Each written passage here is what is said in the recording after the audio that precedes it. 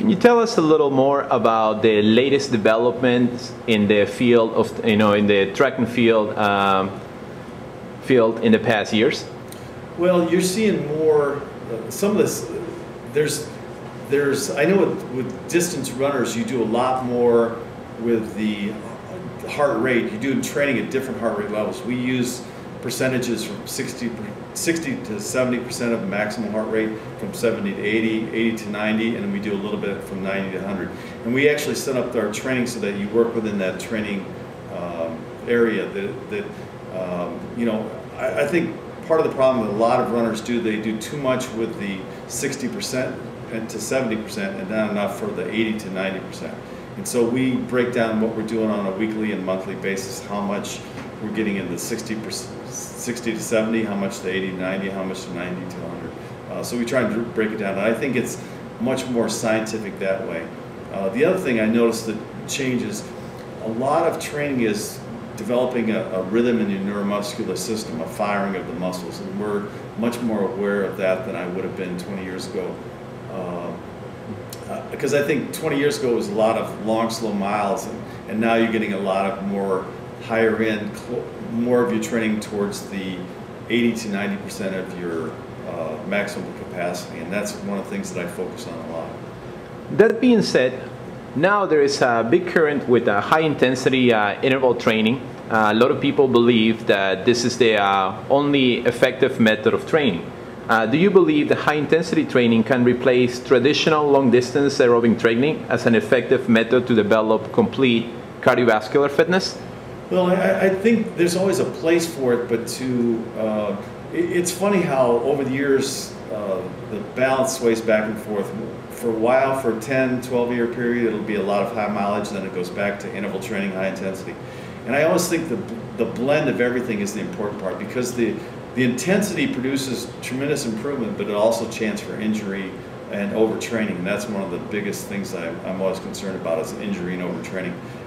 It can be successful, there's no question about that, but that's why we incorporate the percentages where I try and go 60, 70, because you touch with each of the areas that I think are very, very important to training. But I think if you did too much in the 80 to 90 and 90 to 100 percentage of your maximal, you're going to have injuries and overtraining a lot. So I try and blend each of the different areas, and hopefully that solves the problem of injury and overtraining.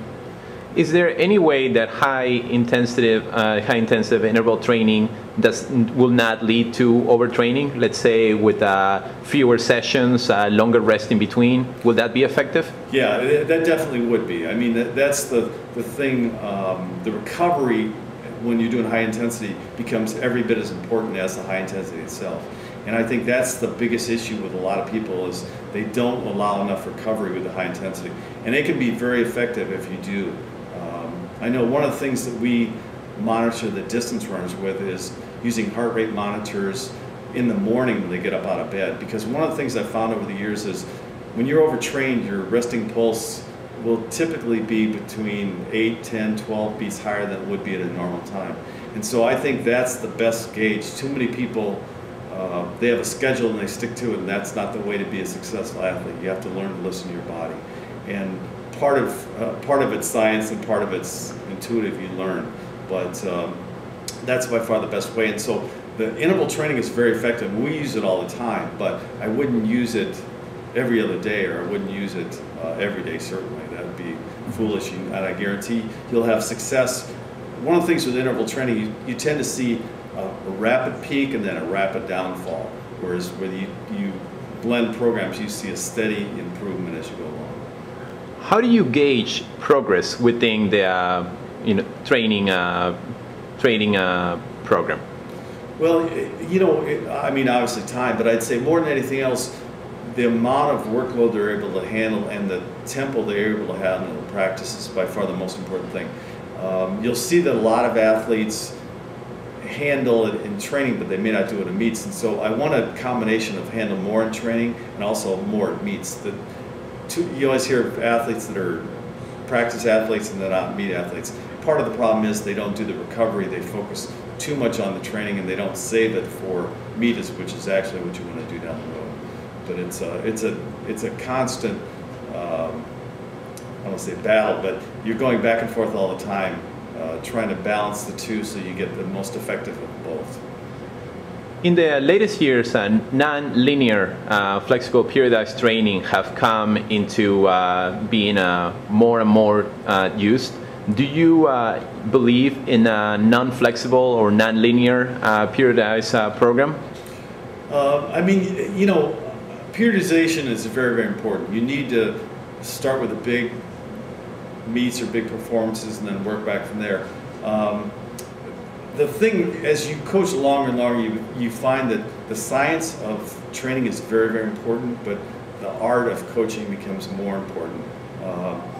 Too many people have a program set out and I think they've got everything arranged perfectly, and I do that myself every year, but the reality of it is you stick to the program probably 80% of the time, and 20% of the time you have to adapt, you have to work with the athletes.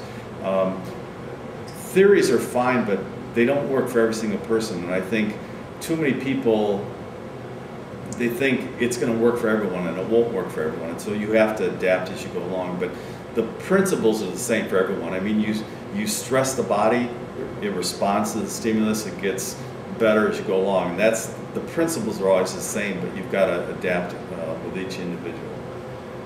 What are the most common injuries that you see with your athletes, and what do you do to prevent them? You know, the things that we deal with a lot are starting from the foot down, as you get a lot of plantar fasciitis, which is inflammation of the arch on the bottom of the foot. We really don't get a lot of shin splints. I think it's traditional athletic injury, but for a lot of the runners, it's not an issue. I think probably because it's a natural sorting process. The ones that get shin splints all the time don't last and aren't as successful. We do have problems with the knee, a little bit of tendonitis, which is over the front of the knee. We get a little bit of iliotibial tendon problems on the side of the knee. And then obviously a lot of hamstring problems as you go along.